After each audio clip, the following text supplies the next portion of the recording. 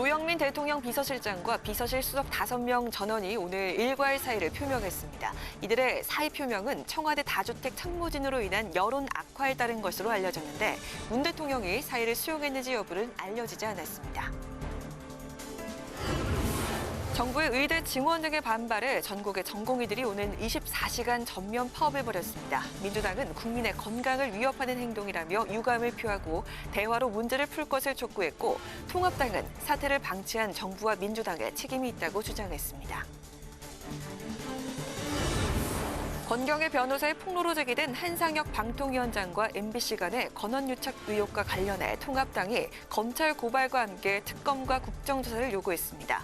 민주당은 정부 관계자와 아는 후배의 사적 대화일 뿐이라며 야당의 요구를 일축했습니다. 한 주간의 정치권 동향과 이슈를 짚어보는 뉴스앤 맞짱 토론. 오늘은 21대 국회 첫 임시회였던 7월 국회 평가와 채널A 사건 관련 보도를 둘러싼 권한유착 의혹의 진실 공방을 짚어봅니다.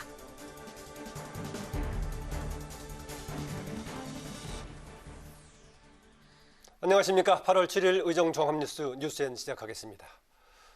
노영민 대통령 비서실장과 수석 비서관 5명이 일괄 사의를 표명했습니다. 청와대 핵심 참모진이 한꺼번에 사의를 밝힌 건 문재인 정부 들어서 처음인데요.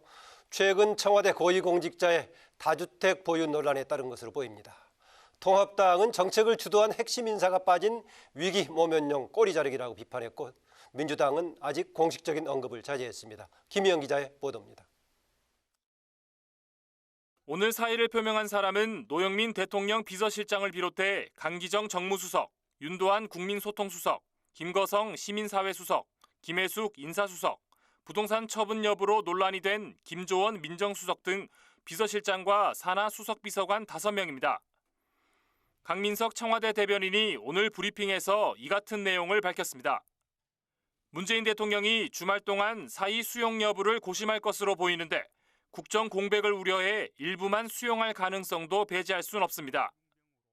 대통령 비서실장과 그 밑에 수석비서관 전원이 일괄 사의를 표명한 건 문재인 정부 들어 처음입니다.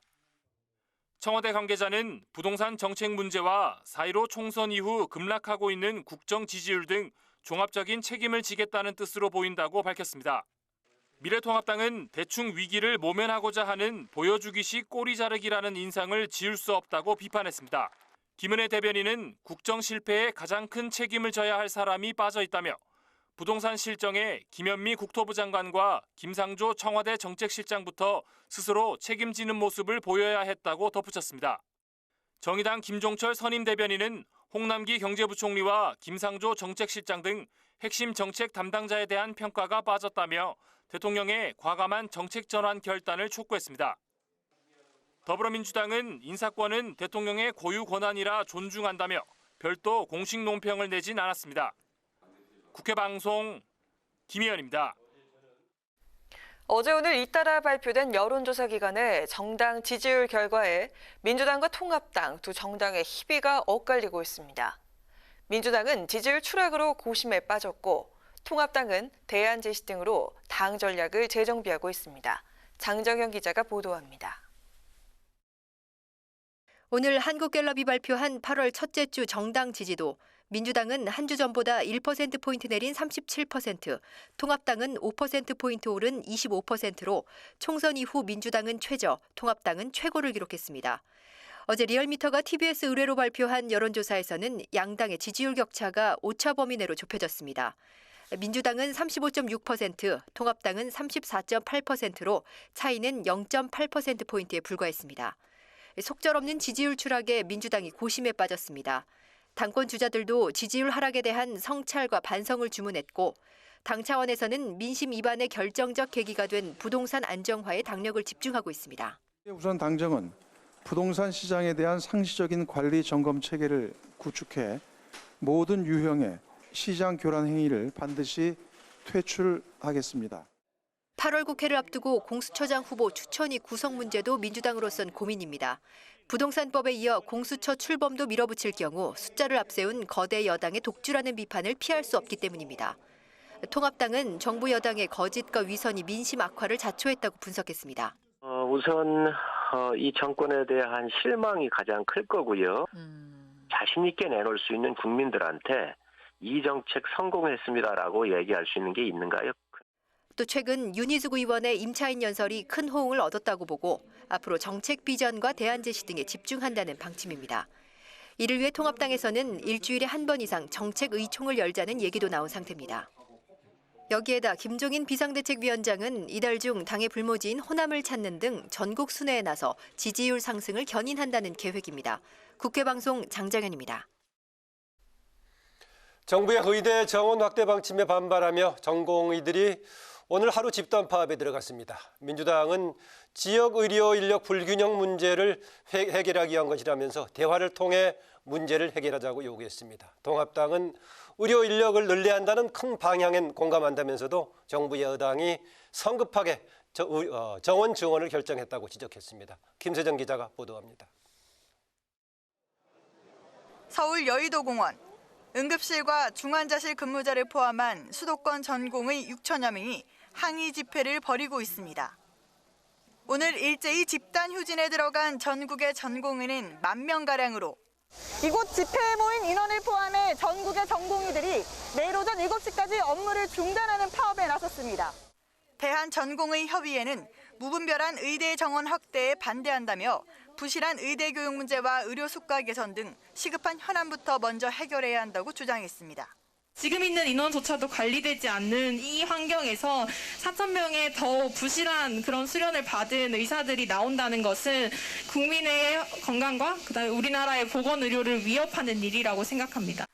민주당은 코로나19 사태에 수해까지 덮친 상황에서 전공의 집단 파업은 매우 우려스럽다고 밝혔습니다. 그러면서 의대 정원 확대와 공공의대 설립은 지역의료 불균형 문제 등을 해소하기 위한 것이라며 파업을 자제하고 대화로 해결할 것을 요구했습니다. 정부가 지역의사 확충과 진료 과목별 수급 불균형을 완화하기 위해 한시적으로 의대 정원을 확충하고 공공의대를 추진한 것은 이러한 문제를 해소하기 위한 것입니다. 통합당은 코로나19 사태가 계속되고 있고 선진국에 비해 의료 인력이 부족하기 때문에 의료 인력 확충은 필요하다는 입장입니다. 다만 정부가 저출생과 AI 시대에 적합한 중장기 대책을 마련했는지 또 공공분야 인력이 지역에 안착할 수 있도록 제도적 장치를 충분히 마련했는지 등은 점검해야 한다고 지적했습니다.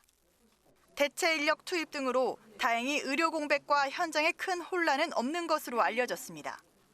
그러나 오늘 전공의 파업에 이어 오는 14일엔 개원이 중심의 의사협회 파업이 예정돼 있어서 파업이 장기화될 경우 큰 불편이 우려됩니다. 국회방송 김세정입니다.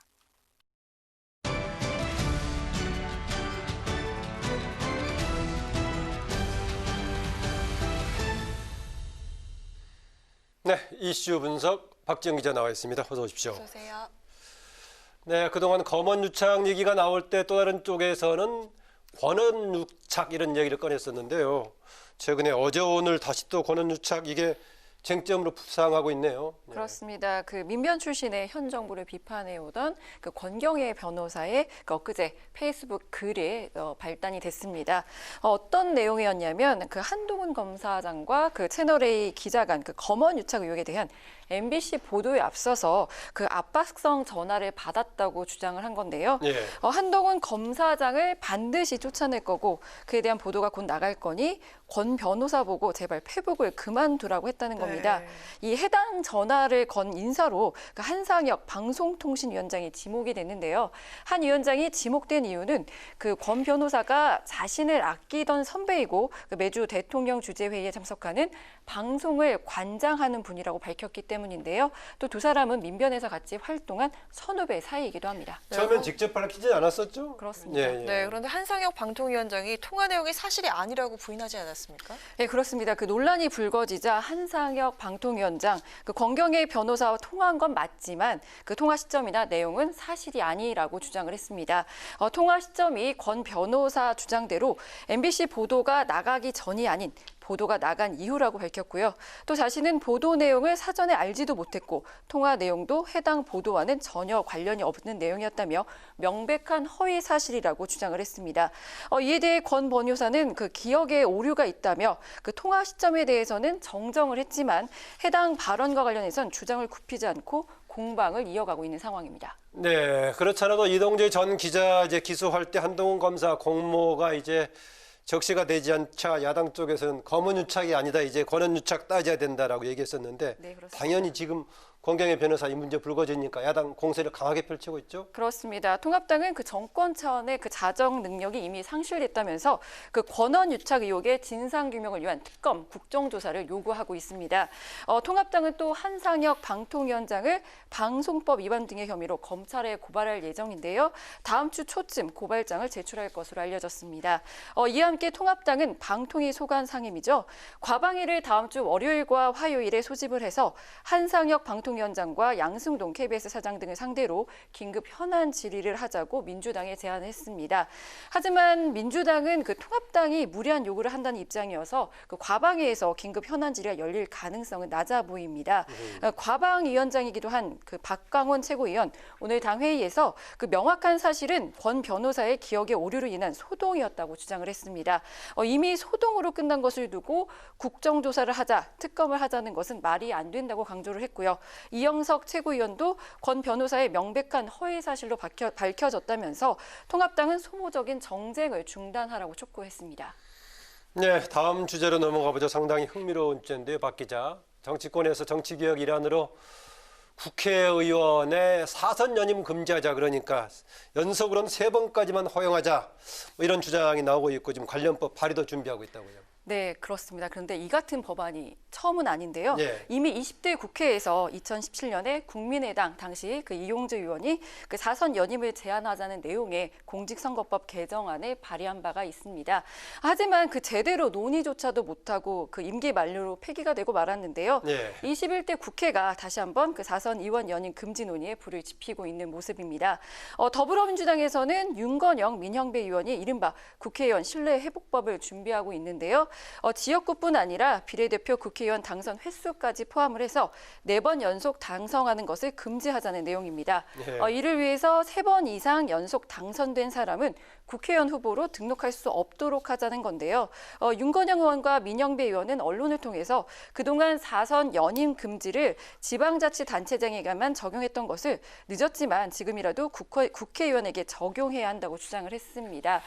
국회의원의 입법과 예산 심사, 정보 접근과 영향력 등을 볼 때 권한이 큰데도 지자체장과 달리 연임 제한이 없는 것은 형평성 차원에서도 문제라는 지적인데요.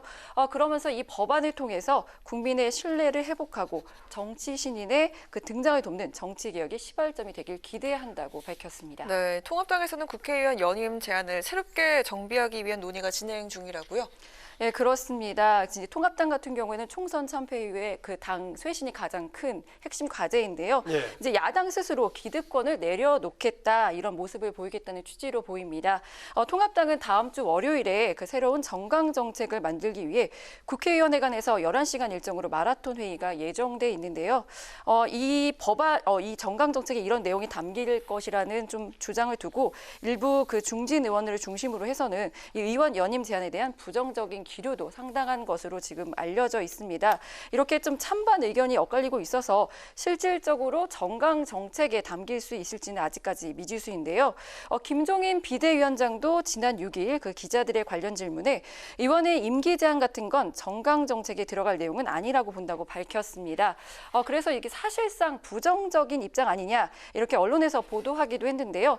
당 관계자는 김 위원장의 발언은 정강 정책보다는 이 당원 단계에서 규정할 사안이라는 입장인 것이라며 확대 해석을 경계했습니다. 이제 현재 지금 21대 국회를 통틀어서 여야 의원을 통틀어서 그 4선 이상의 의원들은 33명입니다. 약 이제 300명이니까 약 11% 정도 되는데요. 이 정치 개혁 또 정치 신인의 그 등용문 확대라는 점도 중요하게 고려를 해야 하지만 그 다선 의원의 경험과 전문성을 무시할 것인 또 생각해볼 문제라고 생각이 되는데요. 사선 연임 제한 이번 21대 국회에서는 여야가 어떤 결론을 내릴지 주목됩니다.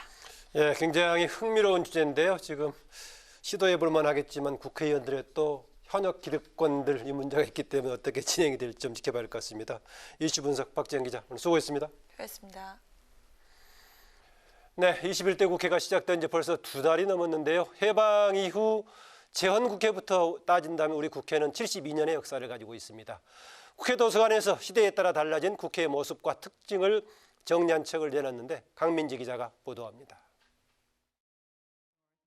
1948년 재헌국회 당시에는 16개의 정당이 존재했습니다. 조선공산당, 조선인민당처럼 지금은 생소한 다수의 군소정당들이 있었는데 4대 국회부터 양당 체제가 됐습니다. 또 하나 눈에 띄는 건 초기 국회 때 무소속 당선자가 절반 가까이나 됐다는 점인데 6대 국회 이후에는 10%를 넘지 못하고 있습니다. 정당 정치를 강화하기 위해 소속 정당 추천이 있어야 국회의원을 입후보할 수 있도록 했기 때문입니다. 그럼 국회의원들의 평균 나이는 어떨까요? 초대 국회부터 12대 국회까지는 30, 40대가 주를 이뤘습니다. 하지만 13대 국회부터 평균 연령이 50세를 넘어서면서 지난 20대 국회에는 55.5세로 역대 최고령을 기록했습니다. 반대로 가장 젊었던 국회는 언제였을까요? 한국전쟁이 끝난 직후인 1953년 3대 국회입니다. 평균 45.7세, 현재 국회와 비교하면 9살이나 젊습니다.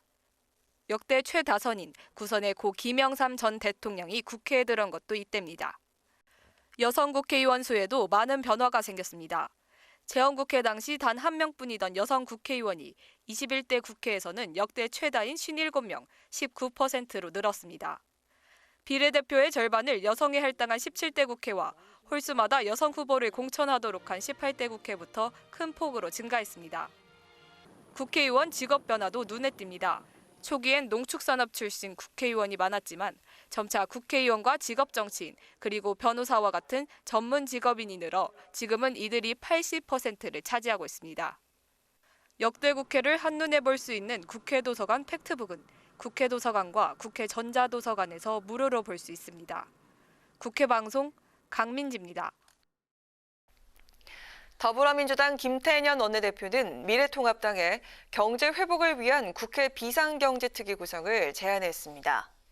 김 원내대표는 오늘 최고위원회의에서 경제는 정쟁의 대상이 아니라며 통합당을 향해 시간 끌기에서 벗어나 초당적으로 협력해달라고 요구했습니다. 그러면서 비상경제특위에서 소비, 투자, 지역경제 활성화와 규제, 혁신, 입법 등을 속도감 있게 논의했으면 좋겠다고 밝혔습니다. 미래통합당이 수해복구와 지원을 위해 당 소속 의원들의 7월 세비 일부를 기부하기로 했습니다. 통합당은 기록적인 폭우로 피해를 입고 힘든 시기를 보내고 있는 국민들에게 조금이나마 도움과 희망을 주는 계기가 되길 바란다고 밝혔습니다. 또 정부를 향해 특별 재난지역 선포를 비롯한 가능한 모든 수단을 동원해 수해적 복구와 구호에 만전을 기해달라고 다시 한번 당부했습니다. 어제 오전 강원 춘천시 서면 의암댐에서 선박 3대가 전복되면서 근로자 1명이 숨진 채 발견되고 나머지 5명이 실종된 사고에 대해 여야가 애도를 표했습니다. 민주당 이해찬 대표는 오늘 오전 최고위원회의에서 사망자의 명복을 빌고 실종자가 무사하길 기원한다며 사태가 수습되는 대로 철저히 조사해야 한다고 강조했습니다. 통합당은 춘천 남산면 인근 긴급구조본부를 방문해 수색 상황을 점검하고 수색 중 2차 사고가 발생하지 않도록 각별히 신경 써야 한다고 당부했습니다.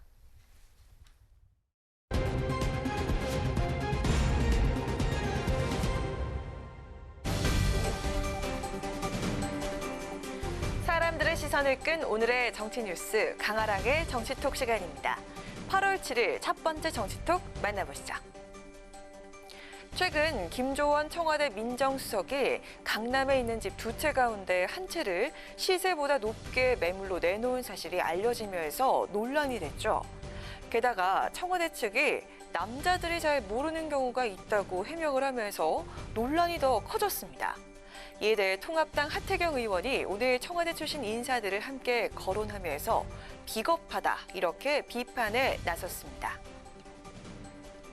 하 의원은 오늘 아침 자신의 페이스북을 통해 문재인 정부 남자들은 참 비겁하다며 분리하면 아내 핑계를 댄다고 꼬집었습니다. 그러면서 김조원 민정수석과 함께 조국 전 장관과 김의겸 전 청와대 대변인까지 함께 거론했는데요. 조 전 장관은 인사청문회 과정에서 사모펀드 투자가 문제가 되자 재산 관리는 아내가 전담해 자신은 몰랐다고 했고, 김 전 대변인은 흑석동 건물 매입 논란이 일자 아내의 결정이라고 책임을 돌렸다는 겁니다. 하 의원은 청와대에 분리하면 아내 핑계를 대라는 대응 매뉴얼이라도 있는 것인가라고 비판했습니다. 또 시세보다 2억 원 비싸게 아파트를 내놓은 김조원 민정수석 주택 매물 논란과 관련해 청와대 측의 해명에 대해서는 심각한 여성 비하 발언이라고 지적을 했는데요. 하 의원은 남자들은 부동산을 모른다는 청와대 관계자의 발언은 투기꾼들은 모두 여자라는 주장인지 되묻고 싶다면서 취소해야 한다고 주장했습니다. 청와대 참모진에 일단 다주택 관련 논란이 불거지면서 오늘 노영민 대통령 비서실장과 김조원 수석을 포함한 수석 비서관 5명 전원이 문 대통령에게 일괄적으로 사의를 표명했습니다. 최근 상황에 대한 종합적인 책임을 지겠다는 뜻이라고 밝혔는데요. 이번 사의 표명으로 민심은 어떻게 달라질지 지켜봐야겠습니다. 이어서 오늘의 두 번째 정치 톡입니다. 얼마 전 국회 본회의에서 부동산 관련 5분 연설로 화제가 된 통합당 윤희숙 의원. 언론을 통해 집중 부각되고 존재감을 드러내면서 최근 야권 일각에서는 서울시장 후보감으로까지 거론되고 있습니다. 초선 의원인데 너무 앞서가는 것 아니냐란 반론에 같은 당 비대위원인 성일종 의원이 이렇게 언급했다고 하네요. 그 스타는 여러 가지 어려움 속에서 나타나는 건데, 국민들께서 앞으로 윤희숙 의원의 의정 활동을 보면서 초선이든 다선이든 구분 없이 국민들께서 판단하시면 그에 따른 부음을 행동으로 보여주면 되는 거라고 생각을 합니다. 오늘 오전 한 라디오 방송에 출연한 통합당 성일종 의원은 내년 서울시장 보궐선거에서 통합당 후보로 윤희숙 의원이 거론되는 것과 관련해 경제 전문가로 눈부신 인재 중 한 분이라고 치켜세우면서 긍정적인 입장을 보였습니다. 정치란 선수에 관계없이 시대 흐름에 의해서 국민이 요구하는 것을 받드는 일이라며 스타는 어려움 속에서 나타난다, 이렇게 언급한 건데요. 최근 당내 일각에서 윤희숙 서울시장 카드가 거론되는 가운데 당 지도부 중에 한 명인 성 의원도 관련 언급을 하면서 주목도가 더욱 높아지고 있습니다. 윤 의원의 서울시장 후보로는 여성인데다 경제 전문가이고 대중 호소력을 입증했다는 점과 참신한 인물이란 평가가 맞물리면서 힘이 실리는 분위기인데요. 일부 언론에서 거론되는 윤희숙 현상, 윤희숙 신드롬을 넘어서 정치적인 입지까지 커지게 될까요? 마지막으로 세 번째 오늘의 정치톡입니다.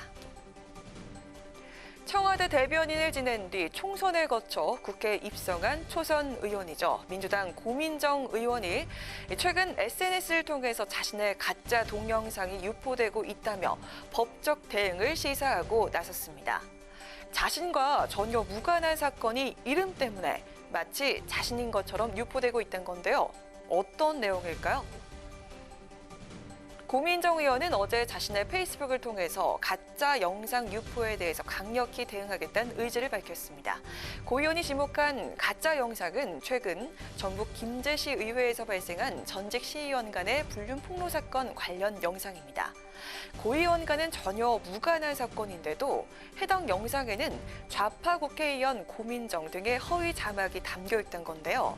당사자인 여성 시의원의 이름이 고 의원과 한 글자 차이로 비슷한 것을 이용해 고민정 의원의 이름으로 고친 뒤 악의적으로 영상을 편집해서 유포한 것으로 확인이 됐습니다. 가짜 영상이 SNS를 통해 확산이 되자 더 이상 두고 볼 수 없다며 법적 대응을 예고한 건데요. 고 의원은 영상 제작자를 명예훼손으로 고소할 예정이라고 밝히면서 고민정 동영상이라며 무차별적으로 유포하는 사람도 처벌받을 수 있음을 알린다고 덧붙였습니다. 또 포털에는 이와 관련한 연관 검색어와 영상 삭제까지 요구했습니다. 고 의원의 이름이 담긴 가짜 영상이 퍼진 직후 의원실과 지역 사무실에는 강력 조치를 취하라는 전화가 빗발쳤다고 합니다. 정치인과 연예인 등 유명 인사의 이름을 도용하거나 합성해서 유포한 가짜 영상, 명백한 범죄라는 사실 꼭 기억해야겠습니다. 지금까지 강아랑의 정치톡이었습니다.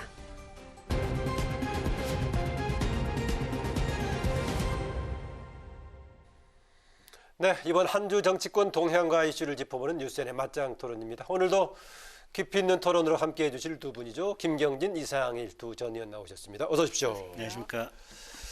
네, 21대 첫 국회, 임시국회였던 7월 임시국회 한번 정리해 볼까요? 정부가 추진했던 여러 가지 법안들 통과가 됐고 공수처 관련 법들도 통과가 됐는데요. 국민의당의 안철수 대표의 발언 좀 특이합니다. 7월은 국회가 아니라 더불어민주당의 의원총회였다 이렇게 평가를 했는데 두 분은 어떻게 보십니까? 7월 어떻게 평가하십니까? 글쎄 안철수 대표의 말이 그닥 틀렸다라고 부인하기도 쉽지는 않은 것 같아요.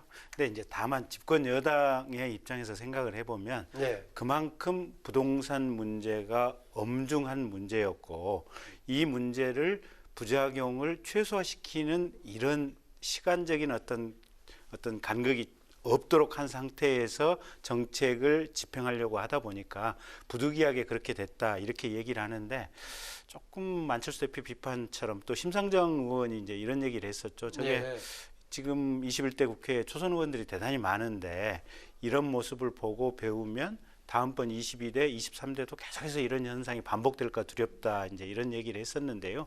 사실은 좀 우려되는 대목이 좀 상당히 있는 건 사실이고 그래서 8월 이후 이제 이번 국회부터서라도 조금은 좀 수기하고 협의하고 어떻게든지 좀 같이 좀 이렇게 협조해 가면서 정치를 하는 모습이 필요하지 않을까 싶습니다. 여당 내부에서도 일부 그런 점을 아쉬워하더라고요. 네, 그러니까 농려 의원 같은 경우도 지난번에 이제 언론 인터뷰에서 이제 그런 얘기를 했는데 사실은 내부에서도 그런저런 걱정들을 많이 하고 있는 걸로 알고 있습니다. 네, 21대 국회가 국민들에게 보여줬던 첫 번째 국회였는데요. 지금 민주당 지지율, 대통령 지지율이 떨어지는 까닭도 민주당이 지난 4월 총선 압승한 이후에 국민들은 상당한 기대를 갖고 표를 준 거 아니겠습니까?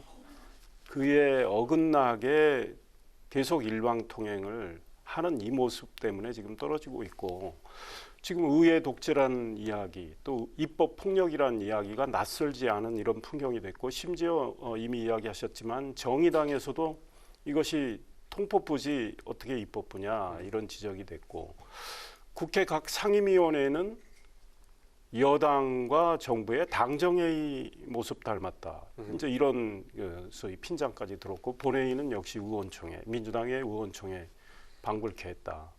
그런데 민주당이 과연 제대로 반성을 하고 성찰을 하고 있느냐. 우리 김 의원님이 8월부터는 좀 잘하길 바란다고 했지만 민주당이 반성 성찰을 하고 정말 수기 민주주의를 하고 이 민주주의의 핵심 중에 하나가 이 과정을 제대로 밟아서 소수 정당이지만 미래통합당의 경우에 103석을 가지고 있고 41.8%의 국민이 지지를 했는데 그 당의 의견도 반영해가는 노력을 하면서 접점을 찾는 모색의 정치를 해야 되는데 민주당이 일방 통행식 정치를 이렇게 계속한다면 아마 국민들은 내년 서울시장 보궐선거나 부산시장 보궐선거, 내후년 대선 지방선거 때 정말 심판의 표를 던질 가능성이 크다 이런 생각합니다. 네, 통합당은 윤희숙 의원 5분 연설 효과에 힘입어서 이제 반대 토론과 자유 발언을 통해서 메시지 전달에 주력을 하고 있습니다. 눈에 띄는 인물이나 좀 내용이 있었다고 보시는지요? 미래통합당이 나름 변화를 하려고 노력은 하고 있지만 윤희숙 의원이 일단 발군이었죠. 그래서 그 윤희숙 의원을 본받으려는 의원들이 많이 생기고 그렇게 하기 위해서는 고민을 해야 되고 공부를 해야 되고 이래야 되지 않겠습니까? 그러니까 아마 더 좋은 의원들이 나올 수도 있겠다 이런 기대를 가져보고요. 윤희숙 의원이 국민의 공감대를 산 것은 국민들이 우려하고 걱정하는 대목을 정확히 짚어내서 그것도 표현을 정제된 표현을 하면서 차분하게 논리적으로 이야기했기 때문이죠. 이런 모습이 이제 미래통합당에 대한 기대로 국민의 기대가 좀 더 커지는 거로 나타나는데 이런 걸 미래통합당이 잘 받아서 더 분발을 한다면 아마 미래통합당에 대한 국민의 신뢰는 높아지지 않을까 이런 생각합니다. 초선일 때 김병진 전 의원도 습가 요정으로 한테 주목받기도 했었는데 네. 어떻습니까? 이번 국회 활동 통해서 주목했던 신진이라든가 아니면 어떤 내용들이 있었습니까? 근데 의원들의 말씀은 들어보면 사실은 대부분 다 이 어느 정도 연구를 하고 논거를 가지고 말씀을 하셔요, 보면.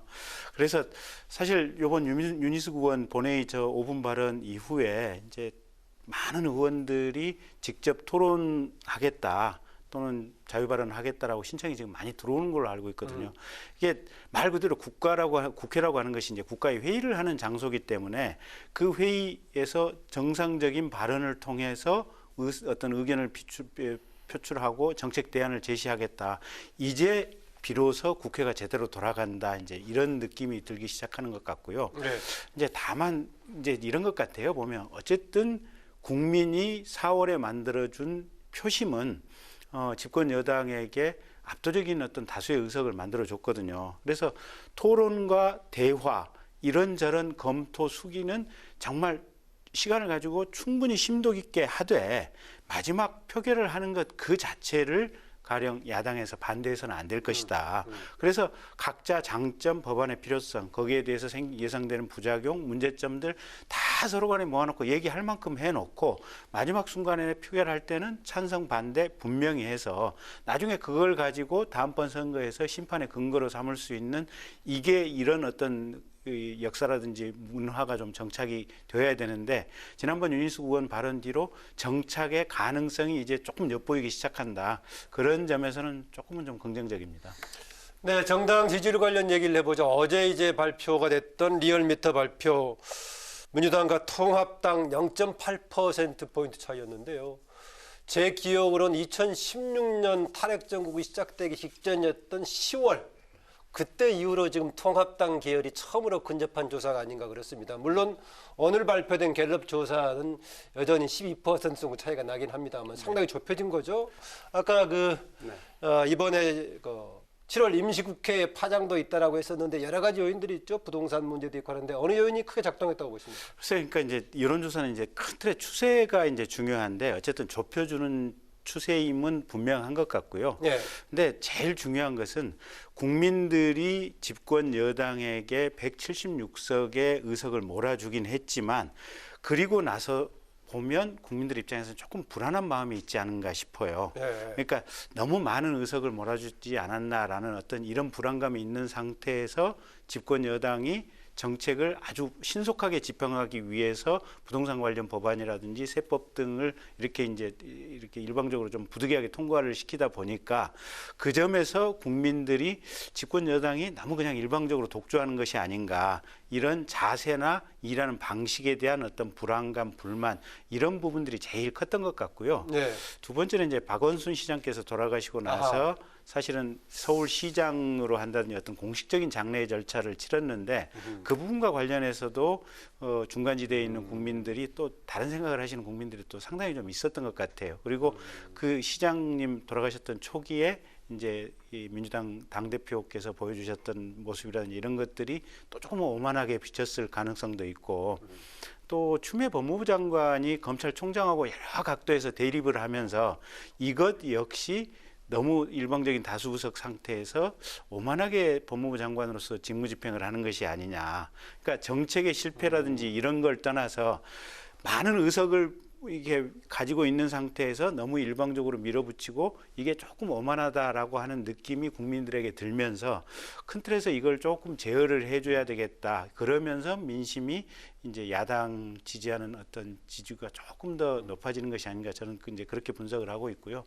그렇다고 친다면 사실 집권 여당에서는 조금 더 낮은 자세로 그리고 국민들에게 경청하는 자세로 이 자세의 전환을 하는 것이 가장 이 어떤 지지율 문제를 해결하는 데 가장 중요한 초점이 아닌가 그렇게 봅니다. 네, 김 의원 얘기를 듣고 보면은 여당의 감점 요인이 상당히 다양하게 있었군요. 네, 그렇습니다. 일단 총체적 평가를 국민이 하고 있는데 그 총체적 평가 내용에 이미 말씀하신 것들이 상당히 들어가 있다고 보고 총선 이후에 오거돈 전 부산시장 사건, 박원순 전 서울시장 사건, 윤미향 의원 사건 계속 터졌는데 그에 대한 대처 방식이 지금 현 정권이 만약에 전 정권에서 그런 일이 벌어졌다. 지금의 야당 세력이 그런 일을 저질렀다면 지금 정권 또 민주당이 이렇게 자기들이 옹호하듯이 했겠습니까? 아마 질타를 매우 아주 호되게 했을 겁니다. 그런데 이게 내로남불이다. 춘풍추상이라는 액자는 걸어놓고 추미애 장관도 검사들한테 강조했죠. 신임 검사들한테. 춘풍추상이 뭡니까? 나한테는 아주 가혹하게 가을서리처럼 예. 남한테 대인 춘풍, 남한테는 봄바람처럼. 그게 문재인 대통령이 제일 좋아하는 말이고 청와대 사무실에 다 예, 걸려 있어요. 각 사무실에 걸려 있다고 그러더라고요. 말은 예. 춘풍추상이라고 해놓고 행동은 정반대로 하는 거예요. 남한테는 너무 가혹하게 하고 나한테는 그냥 봄바람처럼 하는 것들을 국민이 보고 있으니 오만하고 독선적인 모습을 보고 있고, 그다음 부동산 정책의 이 실패는 국민들이 이 체감을 하고 있는 겁니다. 그러니까 이거는 국정 운영의 무능의 문제예요. 단순히 태도나 자세의 문제가 아니에요. 국민들이 지금 고통을 겪고 있는 8월 상황이란 4일 말이죠. 종합발표도 반전의 계기가 안 된다고 지금 보세요? 안 먹히고 있는 거로 언론이 평가하고 있고, 오히려 오늘 언론에 다 나고 있지 않습니까? 오히려 전월세 값은 더 올라가고 매물 잠김 때문에 찾기도 어렵고 집값은 계속 올라가고 있고. 그런데 청와대 내에서도 다주택자들이 집도 처분하지 않고 있고, 네. 김현미 국토부 장관은 국회에 와서 우리 국민들 앞에 한 이야기나 같은 셈인데, 아니 뭐 고작 문재인 정부 3년 동안 11%밖에 안 올랐습니다. 이렇게 국민 체감과 전혀 다른 이런 이야기를 하면서 일단 책임감을 안 오늘 느끼고 보니까 있고. 청와대 쪽에서는 노영민 실장과 나머지 수석 5명까지 해가지고 일괄 사의를 표명했더라고요. 그렇습니다. 이제 민심이 워낙이 악화하고 있고, 지금 정부가 6월에 대책을 6월 17일인가 냈습니다. 부동산 대책. 그다음에 7월 10일 날 또 대책을 냈어요. 8월 4일 대책을 냈습니다. 그리고 또 낸다는 거 아닙니까? 지금 국민들이 이 대책에 대한 신뢰가 전혀 없는 상황에서 대책이 안 먹히고 민심은 나빠지고, 또 김재원 수석은 아파트를 싼값에 내놓고 빨리 처분하는 게 맞는데 오히려 2억 이상 호가를 더 올리고, 이런 것들이 국민들의 우라통을 자극하는 상황에서 이제 책임감을 느낀 거죠. 근데 사의는 어떻게 처리가 될 것 같습니까? 글쎄, 문재인 대통령이 민심을 생각한다면 사의를 전부 수용해서 정말 전면 실시해야 되는데, 예. 그렇습니다. 그런데 이건 비단 청와대만의 문제가 아니고 지금 정부의 문제입니다. 지금 국민들은 이미 우리 김 의원님도 이야기하셨지만 김현미 국토부 장관의 이 실책, 그다음 추미애 법무부 장관의 저런 오만한 태도, 검찰 인사를 통해서 윤석열 사단을 전부 제거하는 추미애 장관에 대한 원성도 자자합니다. 네. 그러니까 김현미 장관, 추미애 장관 이런 분들도 지금 한상혁 방통위원장 문제까지 나왔는데 국정 쇄신하려면 청와대만 손보지 말고 내각도 전부 손봐서 정말 국민들이 뭔가 이 정권을 맡고 있는 집권 세력이 정신 차렸다 이런 느낌을 줘야 민심이 달라질 거다 이런 생각입니다. 네, 청와대 사의 표명의 효과라든가 또 이후에 대통령께서 어떻게 처리할 것인지. 근데 이제 집값 문제는 사실 8월 4일 날 종합대책이 나왔잖아요. 네. 오늘이 지금 8월 8일인가요? 이제 며칠? 네. 일주일도 7일입니다. 8월 7일이죠. 예, 지금 하루 빨리 가고 싶어요. 일주일도 안 지났기 때문에 적어도 한 2-3달 정도는 이제 지나서 효과를 분석해 봐야 되는데, 제가 볼 때는 정부가 쓸 수 있는 가장 강력한 대책들이 다 나왔기 때문에 부동산 매매와 관련된 집값 인상 부분은 어느 정도 잡히지 않을까, 저는 이제 그렇게 예상을 하고 있고요. 전세 문제는 사실은 정부가 이렇게 또 여당에서 부랴부랴 서둘렀던 것은 이 혼란의 시기를 최소화하기 위해서 지금 부득이하게 그런 방법을 썼던 거거든요, 보면. 그래서 지금 단기적으로 혼란의 시기가 한 2-3달 정도는 생길 수가 있는데, 길게 보면 한 2-3달이 지나고 나면 아마 전세 가격 문제도 안정될 가능성이 충분히 있다. 네, 그건 그렇게 전망하시고요. 청와대 지금 인적 교체 관련 얘기입니다. 인적 교체 관련은 지금 김조원 수석이 사실은 이제 집을 내놨는데 실은 그냥 내놓는 신용만 했고 실제로는 내놓을 의사가 없는 것이 아니냐라고 하는 이제 언론의 지적이 있었고. 그럼 이번에 사의 표명의 핵심 배경은 그거네요, 그러니까. 그렇다고 봐야죠. 그래서 사실은 김조원 수석의 그 집 문제에서 출발을 한 건데, 이게 대통령이라든지 정부 전체의 정책 의지가 얼마만큼 제대로 실현할 의지가 있느냐, 그거하고 직접적으로 관련이 되다 보니까 정부가 이제 사의를 표명하는 이제 그런 상황이 된 거고요. 네. 제가 볼 때는 김조원 수석 같은 경우는 부득이하게 뭐 사표 수리될 거라고 봐야 될 것 같고요. 그다음에 이제 뭐 지방선거 뭐 이렇게 준비하시는 분들도 계실 것 같고, 이제 노영민 실장이 이제 제일 어떻게 하실지 이제 지켜봐야 될 것 같은데, 그건 대통령 아마 결단 문제가 아닐까라는 생각이 드는데, 아마 제가 나머지 수석들은요 몇 명쯤 될 것 같습니까? 한 반은 교체가 될 것 같다. 반반 정도 그렇게 보고 있습니다. 네, 이런 상황에서 민주당 이해찬 대표는요, 통합당에게 8월 국회 시작까지 공수처장 후보 추천위원 선임을 하지 않으면 다른 대책을 펴겠다고 압박을 하고 나섰는데요. 다수결의 힘으로 공수처 출범까지 가능하다고 보십니까? 이해찬 대표의 저런 말씀 그 태도는 민주당이 지금 민심이 왜 떨어지고 있는지 그 본질을 제대로 파악하지 못한 채 앞으로도 계속 밀어붙이기 식으로 국회를 운영하겠다 이런 거 아니겠습니까? 미래통합당은 이 공수처법과 관련해서 헌법 소원을 제기를 해놓은 상황입니다. 이제 위헌 문제가 있다고 보고 헌법 소원을 낸 상황인데, 저는 헌법재판소가 이에 대해서 심리를 빨리 서둘러서 결론을 내려주는 게 옳다. 이런 생각인데, 헌법재판소가 진행 관련 얘기 나온 거 없습니까? 네, 그렇습니다. 뭐 특별히 서두르는 그런 분위기는 아닌 것 같은데, 이 굉장히 중요한 문제죠. 국가기관의 신설과 관련된 문제이기 때문에. 그런데 지금 헌법재판소의 입장이 나오지 않은 상황에서 미래통합당은 지금 공수처법이 위헌이라고 주장하는 상황에서 추천위원회 구성하는데, 그 추천위원을 미래통합당이 추천할 이유가 어디 있느냐, 이제 이런 이야기인데, 이해찬 대표는 뭐 거기에 대해서는 경청을 하지 않으시고, 추천하지 않으면 뭐 또 법이라도 8월에 좀 바꿔서 이번 규칙에는 그건 안 들어가 있죠. 다른 정당에 추천권을 주겠다 이 이야기 아니겠습니까? 그렇게 자꾸 한다면 국민들이 어떻게 볼지, 국민을 두려워하는 마음이 있다면 그런 말씀 함부로 이렇게 입에 올리기는 어려울 것 같고, 지금 이미 대통령이 청와대에 대통령 친인척이나 고위관계자 감찰한 특별감찰관을 이 정권 출범 후에 3년 동안 있는 제도입니다. 그것도 안 하고 있는 이 역설에 대해서 여당과 청와대가 성찰해야 되겠죠. 8월 임시국회 법적으로는 8월 16일입니다만 연휴가 있기 때문에 아마 8월 18일인데 그때 열리게 되는데, 그때까지 하지 않으면 다른 조치도 하겠다라는 얘기입니다. 글쎄, 이해찬 대표가 뭐 그때까지 안 한다고 다른 조치 하시기는 쉽지는 않을 것 같은데, 제가 볼 때는 미래통합당이 공수처장 추천위원을 빨리 추천해 주시는 것이 가장 현실적인 방법인 것 같아요. 그러니까 저도 법조인들이라든지 헌법, 형법 전문가들에게 여쭤보면 위헌날 가능성은 거의 없는 것 같아요.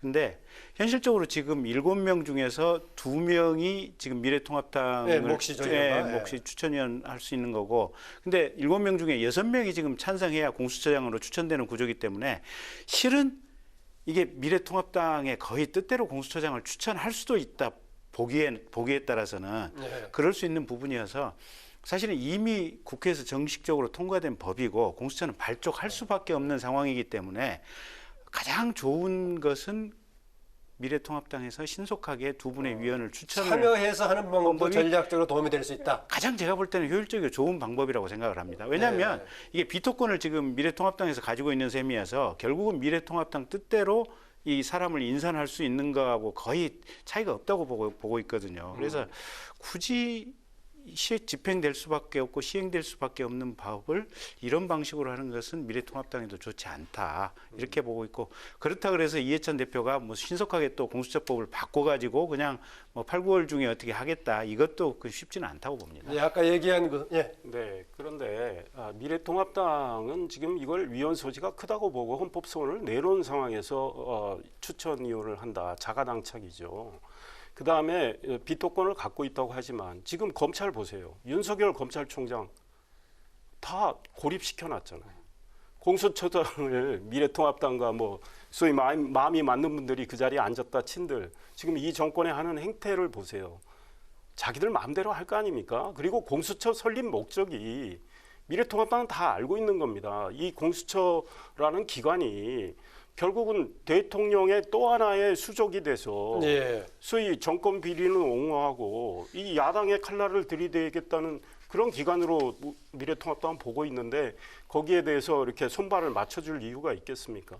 근데 이게 공수처장이 일단 임명이 되고 나서 처장 추천하에 차장이라든지 공수처 소속 검사들에게 대해서 임명 절차가 이제 순차적으로 가는 것이기 때문에 사실은 미래통합당이 동의할 만한, 인정할 만한 객관적이고 공정한 인사가 공수처장으로 임명이 되게 되면 지금 현재 7분의 6의 구조면 그렇게 될 수밖에 없거든요. 네. 그렇게 된다면 사실은 공수처 구조가 미래통합당이 우려하는 그런 인적 구조로 갈 가능성은 저는 매우 적다고 봅니다. 그래서 이게 현재 상태로 해서 공수처가 출범하면 제가 볼 때는 미래통합당도 괜찮고 누구나 인정할 수 있는 이 구조로 갈 텐데 네. 만약에 이게 추천이 늦어서 법 개정이 되게 된다면 사실은 이 기구는 출범하면서부터 불행의 씨앗이 잉태되면서 가는 구조라고 봐야죠. 네.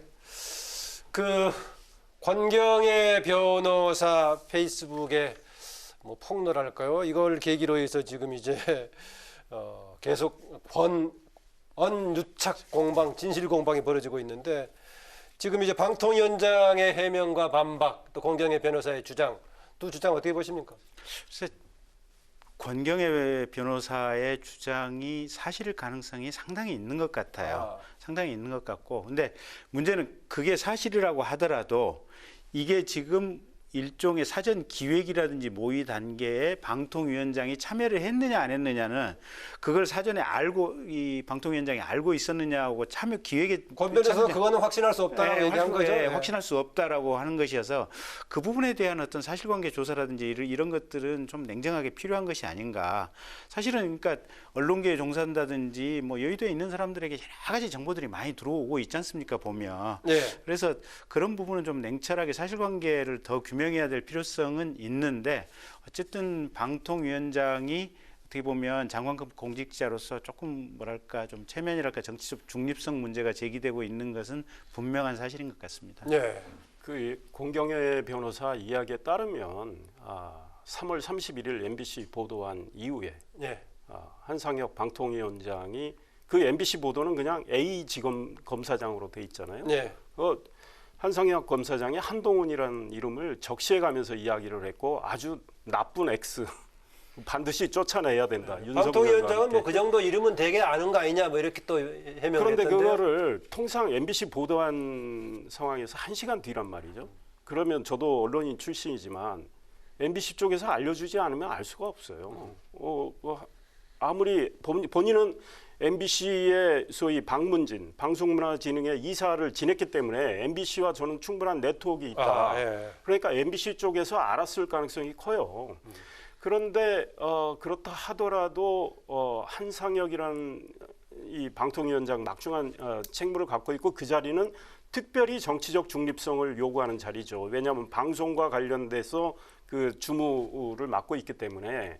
그런데 그분이 그걸 알았다 손 치더라도 표현을 뭐 한동훈 검사장을 쫓아내야 한다는 식으로 하면서 권경의 변호사한테 이야기를 이제 했다는 건데 그렇다면 이분의 속마음은 다 노출이 됐다고 봅니다. 예. 그런데 이제 말씀하신 대로 과연 같이 공모를 했느냐 권원 유착에 있어서 이 권원 유착 의혹이 있는 거 아닙니까? 이제는 권력과 MBC 또 나아가서 나중에 KBS까지 이제 같이 연루가 되지만 미래통합당 입장에서 보기에는 권력과 일부 어용 방송이죠.